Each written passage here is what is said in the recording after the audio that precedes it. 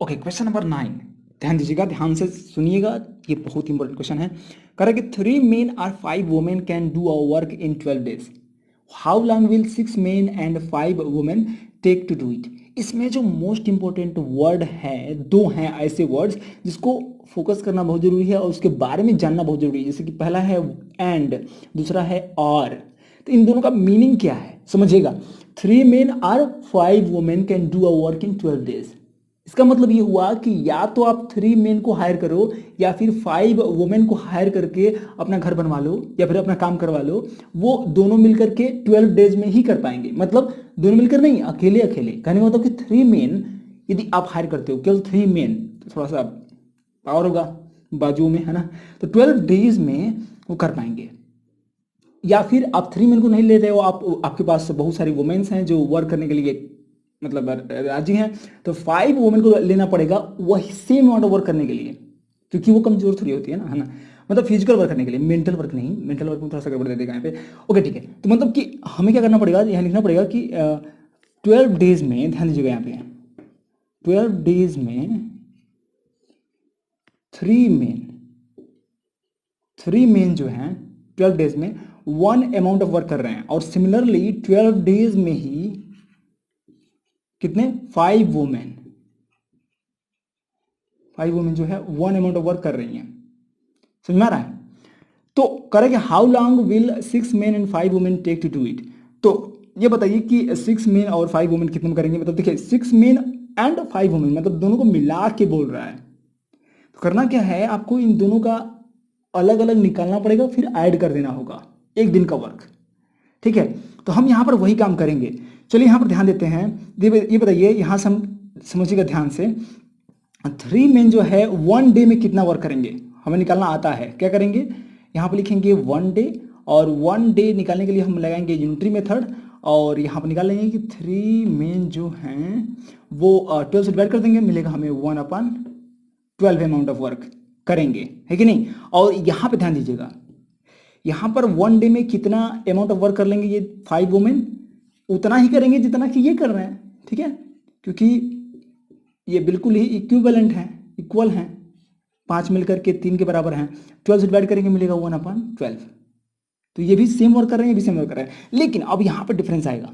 अब हमें निकालना है कि 3 men मिलकर के 1 डे में 1/12 अमाउंट ऑफ वर्क कर रहे हैं, तो एक आदमी कितना अमाउंट ऑफ वर्क करेगा। तो समझिएगा, यदि 3 men हैं तो 1/12 अमाउंट वर्क कर रहे हैं। यदि एक आदमी होगा तो क्या करेगा, वो तो इससे भी कम करेगा ना, है कि नहीं।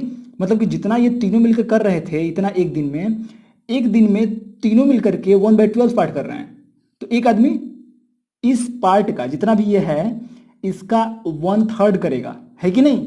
अरे 3 मिलकर कर रहे हैं तो 1/3 ही तो करेगा। मतलब कि आप निकाल सकते हो एक आदमी का कि 1 डे में एक आदमी जो है इसका 1/3 करेगा। मतलब कि 1/3 से मल्टीप्लाई कर देंगे 1/12 में। ठीक है, मतलब कि मैं वही कर रहा हूँ, 1/12 में डिवाइड कर रहा हूँ 3 से। ये डिवाइड करने का मतलब कि 3/1 करना, और इसको ऊपर से मल्टीप्लाई करेंगे तो 1 होगा 1/, और 3 12 जा 36। मतलब वही मल्टीप्लाई करने जैसा ही हो गया।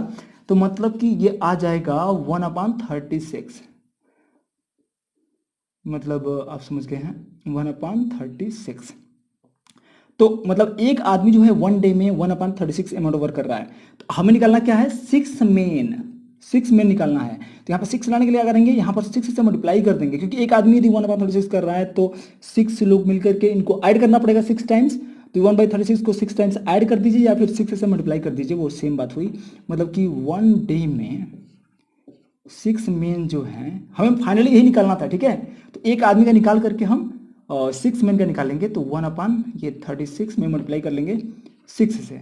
6 समझा 6 और 6 जा 36, मतलब आ जाएगा कि 1/6 अमाउंट ऑफ वर्क जो है 6 men 1 डे में करेंगे।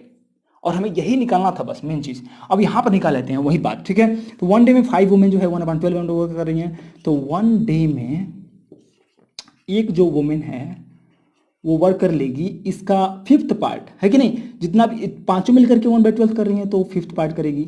1/5 इंटू 1/12 करेंगे एक्चुअली। तो 12 5 जा 60 हो जाएगा 1/60। तो 1/60 अमाउंट ऑफ वर्क जो है एक वुमेन कर लेगी। हमें निकालना है 5 वुमेन का। तो यहाँ पर निकाल लीजिए कि 1 डे में 5 वुमेन। अच्छा यहाँ पे दिया हुआ है जी, हम लोग 1 क्यों निकाल रहे हैं, फालतू का दिमाग लगा रहे हैं। यहाँ तो दिया हुआ है ना कि 5 वुमेन जो है मिल करके 1/12 वुमेन कर रही हैं 1 डे में। तो 1 डे में यहाँ भी निकल गया 6 मैन का, और 1 डे में 5 वुमेन का निकल गया। दोनों को वर्क ऐड कर दो, मतलब इसको ऐड कर दो और इसको ऐड कर दो, देखो क्या मिल रहा है। तो 1/12 प्लस 1/6, राइट। तो यहाँ भी मिलेगा आपको एलसीएम 12 से डिवाइड करोगे वो मिलेगा 1 प्लस, और 6 डिवाइड करोगे आपको मिलेगा 2, मीन्स मिलेगा 3/12। तो 3 × 3 है, 3 × 4 = 12, मीन्स मिल गया आपको 1/4। तो 1/4 अमाउंट ऑफ वर्क जो है किया जा रहा है 5 वुमेन एंड 6 मेन के द्वारा। ये दोनों मिल करके कर रहे हैं क्योंकि हमने ऐड कर दिया यहाँ पे ना। तो 1/4 आ रहा है एक दिन में। तो जब एक दिन का वर्क निकल जाता है तो उसका उल्टा करने पे नंबर ऑफ डीज मिल जाते हैं।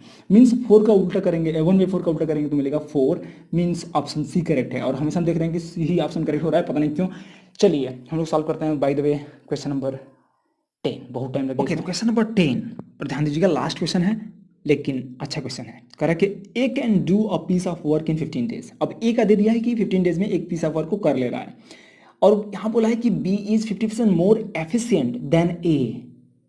अब फिर बोला है कि B can finish it in, तो बी जो है कितने दिन में खत्म कर लेगा।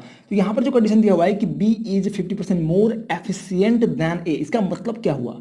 इसका मतलब ये हुआ कि बी जो है ए से 50% ज्यादा वर्क करता है।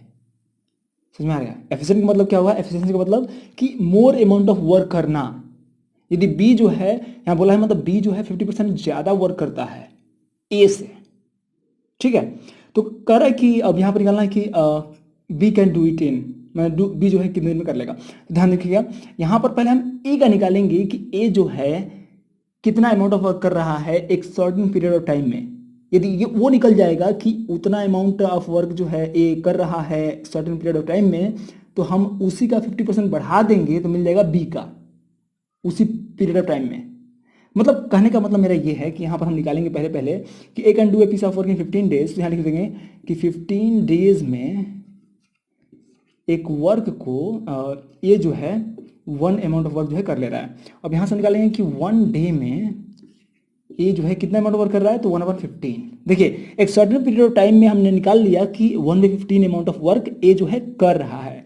तो 1 डे में कर रहा है काम 1/15, तो बी कितने में करेगा 1 डे में, हमें पता है क्या करेगा। तो जो बी करेगा वो ए का 50% ज़्यादा करेगा। दैट्स इट, मतलब कि 1/15 में ऐड कर देंगे केवल 1/50 का 50%, मतलब कि 1/50% ऑफ 50% ऑफ 1/15, बस यही करना है। तो बी का निकल गया एक दिन में। तो अब यहाँ से थोड़ा सा आगे बढ़ करके हम सॉल्व कर लेते हैं। तो 1 डे बी का जो होगा वो यहाँ पर मिलेगा 1/15 प्लस, सॉल्व कर लेते हैं। तो ये देखिए 50% मतलब क्या हो गया, 50/100 ऑफ मतलब मल्टीप्लाई 1/15, राइट। 0 0 कैंसिल हो गया, 5 × 5, 5 3 15, 1/30 आएगा, राइट। तो मिलेगा आपको 1/15 प्लस 1/30, राइट। It's great. अब यहाँ पे एलसीएम होगा आपका 30। ओके, आपको ये दिख रहा है ना, राइट। 15 2 जा 30 प्लस 30 1 जा 30। ओके, तो यहाँ पे 2 और 3, तो ये मिल जाएगा एक्चुअली यहाँ पर 3/30, मीन्स 3 × 3 और ये 10 हो जाएगा। मतलब कि एक्चुअली मिल गया 1/10, मतलब 1/10 अमाउंट ऑफ वर्क जो है 1 डे में बी के द्वारा किया जाएगा। इसका मतलब कि इसी का उल्टा कर देंगे तो मिल जाएगा कि नंबर ऑफ डेज कितना लगेंगे उसी अमाउंट ऑफ वर्क करने में, मीन्स 10 डेज लगेंगे। इसका 1/10 का जब रेसिप्रोकल करेंगे तो क्या मिलेगा 10 डेज, मतलब ऑप्शन ए इज करेक्ट। तो यदि आपको ये सारे क्वेश्चन समझ में आए तो एक लाइक बटन जरूर दबाइएगा, और एक कमेंट बॉक्स में कुछ लिखें कमेंट, मेरे लिए अच्छा रहेगा, मुझे थोड़ा सा इंस्पिरेशन मिलेगी आपको और भी वीडियोस ऐसे लाने के लिए। ओके, और मैं आपके साथ 12th तक रहूँगा यदि आप क्लास 8th में पढ़ते हैं तो। Thank you so much for watching.